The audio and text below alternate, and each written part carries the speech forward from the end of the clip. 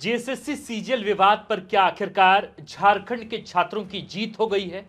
क्या CGL result पर उठे विवाद में हेमंत सोरेन की कथित हठधर्मिता पर छात्रों की जिद भारी पड़ी? क्या सीजीएल रिजल्ट पर कोर्ट का आदेश आने तक वाकई हेमंत सोरेन सरकार और आयोग अपनी मनमानी कर रहे थे? क्या वाकई लाठी और मुकदमे की धमकी के जोर पर छात्रों की जायज मांग को दबाने की साजिश की जा रही थी?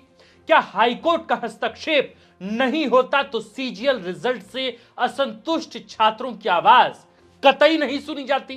क्या वाकई में सेटिंग गेटिंग वाले अभ्यर्थियों को ही झारखंड में सरकारी नौकरी देने की तैयारी थी?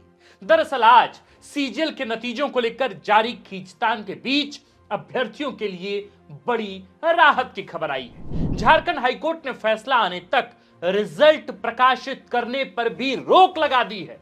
आज झारखंड हाईकोर्ट में chief justice MS Ramchandra Rao और जस्टिस दीपक रोशन की अदालत में राकेश कुमार एवं अन्य की पीआईएल पर सुनवाई हुई।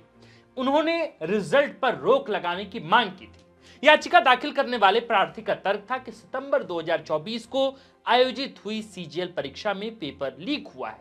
मामले की जांच अभी लंबित है।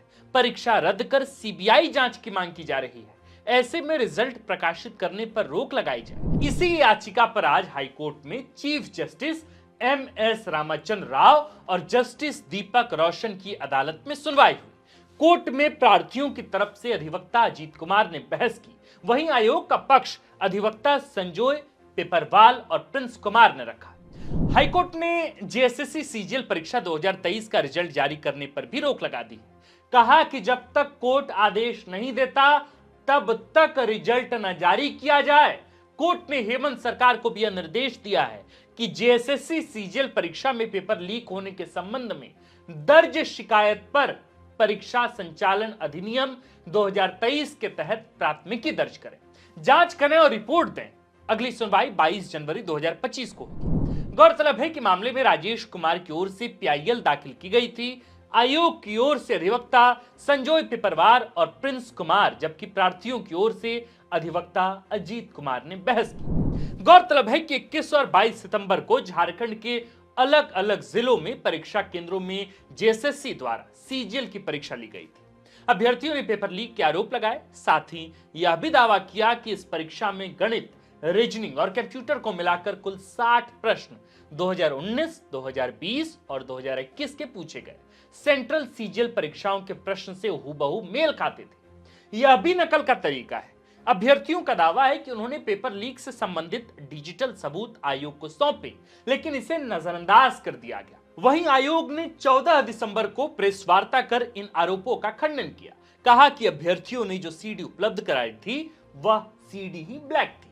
परीक्षा में कहीं भी कदाचार नहीं हुआ, ऐसा आयोग का मानना है। अभी तक पेपर लीक की बात महज अफवाह है। अभ्यर्थियों के एक वर्ग ने 4 दिसंबर को जारी किए गए सीजीएल के नतीजों पर भी सवाल उठाया। कहा कि 2145 शॉर्टलिस्टेड अभ्यर्थियों में केवल 83 लोग ही 21 सितंबर वाली परीक्षा से चुने गए। बाकियों का चयन 22 सितंबर वाली परीक्षा से किया गया है। अभ्यर्थियों ने आरोप लगाया कि एक ही परीक्षा हॉल में सीरियल नंबर से बैठे अधिकांश अभ्यर्थियों का चयन किया गया है। इसे क्यों न धांधली कहा जाए। अभ्यर्थी लगातार परीक्षा को रद्द करके नए सिरे से परीक्षा लेने की मांग कर रहे हैं, रिजल्ट प्रकाशित नहीं करने की मांग कर रहे हैं। अब हाईकोर्ट ने रिजल्ट पर रोक लगा दी। पेपर लीक के आरोपों की एफआईआर दर्ज कर जांच करने की मांग की गई है। इसे छात्रों की जीत के रूप में देखा जा रहा है। अभ्यर्थियों ने 12 दिसंबर को हजारीबाग बंद का आह्वान किया था। उसी दिन हजारों की संख्या में अभ्यर्थी सड़क पर उतर आए, जिनमें महिलाएं भी काफी संख्या में थी। उस दिन अभ्यर्थियों ने हजारीबाग में दुकान, प्रतिष्ठान और सड़क परिवहन को बंद कर दिया था। दर्जनों भर से ज्यादा अभ्यर्थियों के खिलाफ केस भी दर्ज किया गया था। वहीं 16 दिसंबर को अभ्यर्थियों ने नामकुम स्थित जेएसएससी कार्यालय के घेराव का कार्यक्रम तय किया था। हालांकि पुलिस ने पहले ही चाक चौबंद सुरक्षा व्यवस्था की थी। जेएसएससी कार्यालय की ओर आने वाली हर सड़क पर भारी पुलिस बल तैनात किया गया था। आयोग दफ्तर के बाहर 2 लेयर में मजबूत बैरिकेडिंग की गई थी। बावजूद इसके जब जेएलकेएम नेता सहित सैकड़ों की संख्या में अभ्यर्थियों ने जेएसएससी कार्यालय की ओर कूच करना चाहा, तो पुलिस ने लाठियां भांजी। देवेंद्र नाथ महतो को पीटा, उन्हें हिरासत में ले लिया गया। इसी बीच पुलिस का एक बयान भी काफी सुर्खियों में है, जिसमें एक वरीय पदाधिकारी ने कहा कि छात्र आंदोलन का रास्ता छोड़ें। यदि आंदोलन करेंगे तो पुलिस केस दर्ज करेगी। यदि पुलिस ने केस दर्ज किया तो अभ्यर्थियों को पुलिस वेरिफिकेशन में दिक्कत आएगी, कैरेक्टर क्लीन नहीं मिलेगा और सरकारी नौकरी हासिल करना उनके लिए टेढ़ी खीर साबित हो जाएगी। अभ्यर्थियों को लगा कि पुलिस उनको धमका रही है। उनका मतलब, क्या हम गलत के खिलाफ आवाज भी नहीं उठा सकते? केस के नाम पर डराया जा रहा है। फिलहाल हाईकोर्ट ने रिजल्ट पर रोक लगा दी। सवाल है कि 16 दिसंबर से शुरू हो चुकी डॉक्यूमेंट वेरिफिकेशन की प्रक्रिया का क्या होगा।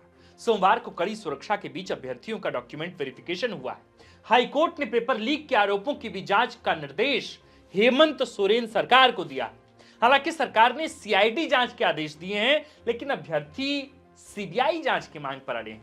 देखना होगा कि रोजगार के मसले पर यह गतिरोध आखिर कब तक थमेगा। आपको क्या लगता है अभ्यर्थियों, जो इस वीडियो को देखने वाले दर्शक हैं, आपको क्या लगता है कि हाईकोर्ट का जो ये नया आदेश आया है कि अभी फिलहाल किसी भी तरह के वेरिफिकेशन को और रिजल्ट को रोक दिया जाए, आप इस फैसले को कैसे देखते हैं? क्या ये एक तरह से अभ्यर्थियों की पहली जीत है? क्या जिस तरह से एक सिंडिकेट की बात कही जा रही थी कि परीक्षा में सिंडिकेट हावी है, जो लगातार सीटों को बेचता है और उससे भारी धन की उगाही की जा रही है, क्या ये आरोप बुनियादी तौर पर आपको सही लगते हैं? आपको क्या लगता है? आप भी अपने इनपुट्स जरूर हमें कमेंट बॉक्स में दर्ज कराएं।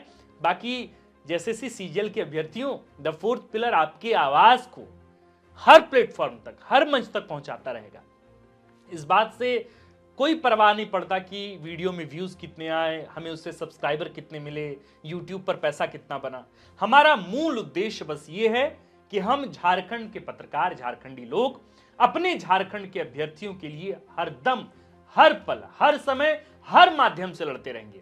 हमारी कोशिश प्लेटफॉर्म पर सही माध्यम से आवाज उठाने की है और हमें तो नहीं पता कि ये सही है या गलत है, पर ये जांच का विषय जरूर है। अगर कई बड़ा खेमा संतुष्ट है, अगर अभ्यर्थी परेशान है, अगर उनके मन में कोई शंका है, तो द फोर्थ पिलर को ये लगता है या उसकी पूरी टीम को ये लगता है कि जब अगर शंका है तो उसकी सुनवाई होनी चाहिए और जब नतीजा आए तो उसमें सबको संतुष्ट होना चाहिए। तो देखना होगा कि अब आगे क्या होता है। मामला भी कोर्ट में है और पहला आदेश तो आ ही गया है, निर्देश आ ही गया है। देखिए आगे क्या कुछ होता है। आप देख रहे थे द फोर्थ पिलर। वीडियो पसंद आए तो दर्शकों इस वीडियो को अन्य अभ्यर्थियों तक भी शेयर कीजिए और कहिए कि वे अपने व्हाट्सएप ग्रुप में अन्य लोगों तक भी इसे शेयर करें, ताकि वे द फोर्थ पिलर से जुड़ पाए सीधे तौर पर। हमारा नाम आकाश आनंद है। खबर लिखा हमारे प्रिय साथी सुरेश ठाकुर ने और कैमरे के पीछे हैं नीरज। शुक्रिया।